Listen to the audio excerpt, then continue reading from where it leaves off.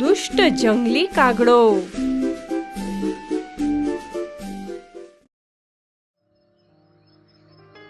એક કાળે એક કબૂતર અને એક જંગલી કાગડો રહેતા હતા, જે મિત્ર હતા.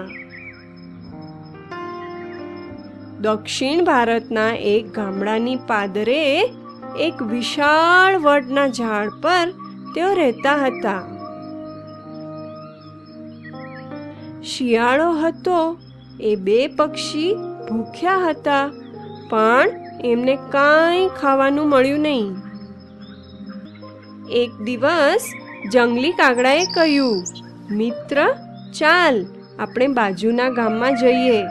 મને ખાતરી છે ત્યાં આપણને ખાવાનું મળશે. કબૂતર સહેમત થયો.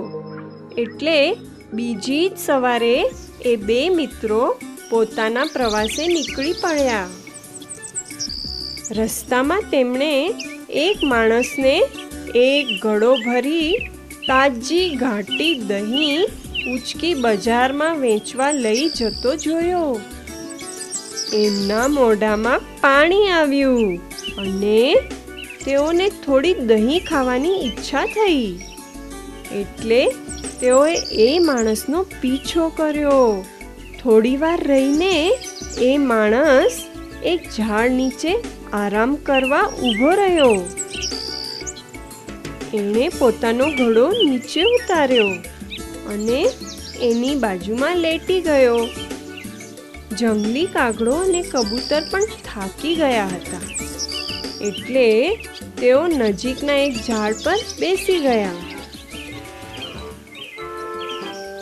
જંગલી કાગડાએ દહીં તરફ જોયું અને બોલ્યો, મિત્ર, આ આપણી માટે સારી તક છે.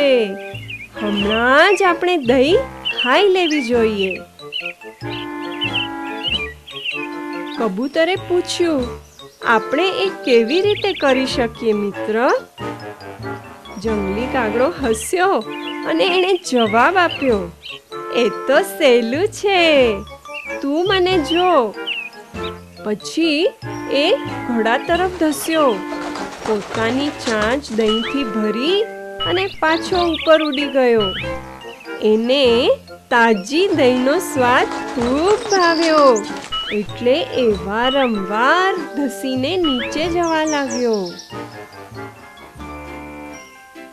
જલ્દી જ એ માણસ ઉઠી ગયો અને ફરી પોતાના પ્રવાસે નીકળ્યો. કબૂતરે કહ્યું, હવે તું વધારે દહીં લેવાની કોશિશ નહીં કરતો મિત્ર, નહીં તો તું મુશ્કેલીમાં પડી જઈશ. જંગલી કાગડાએ હસીને કહ્યું, મુશ્કેલી? તું એવું એટલા માટે કહે છે કારણ કે તે દહીંનો સ્વાદ ચાખ્યો નથી. જા, કોશિશ કર. તું પણ પોતાની જાતને એ ખાતા રોકી નહીં શકીશ. ના, ધન્યવાદ મિત્ર, તે ઘણી ખાધી છે અને ચોરી કરવી એ ખોટું કામ છે. કબૂતરે જવાબ આપ્યો,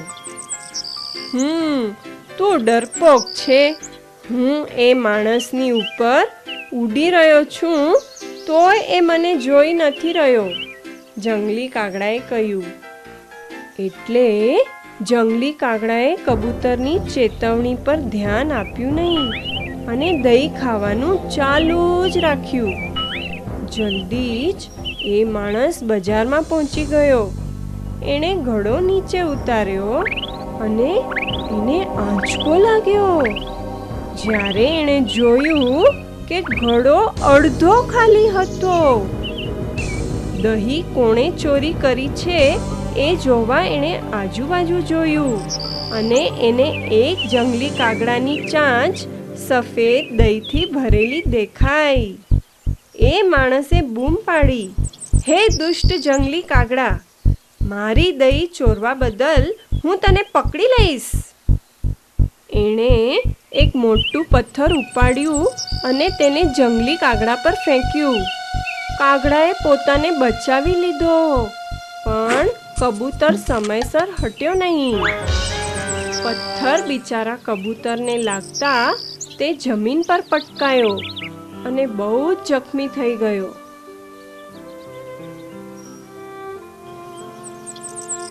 જંગલી કાગડો એના મિત્રની પરવા કર્યા વગર ત્યાંથી ઉડી ગયો. બિચારો કબૂતર વેદનામાં પડ્યો હતો અને એણે કહ્યું, કાશ મને એ ખબર હોત કે દુષ્ટ મિત્રો હોવા એ પોતે દુષ્ટ હોવા જેટલું જ નુકસાનકારક છે.